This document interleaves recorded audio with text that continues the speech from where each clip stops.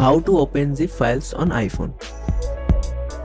Zip files are a common way of compressing and sharing files, but they can be a bit tricky to open on your iPhone. So let's get started.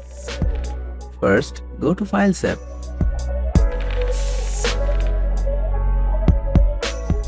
Find the zip file you want to compress.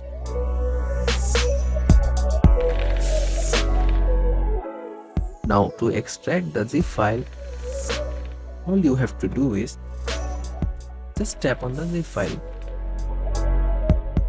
Done. Zip file extracted successfully. Remember, the file will extract it to basically wherever you are now.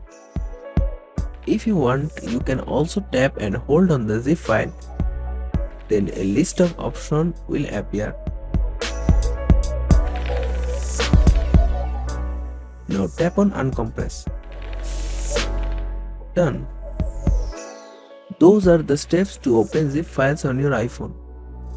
We hope you found this video helpful. Don't forget to subscribe to our channel for more useful videos. Thanks for watching.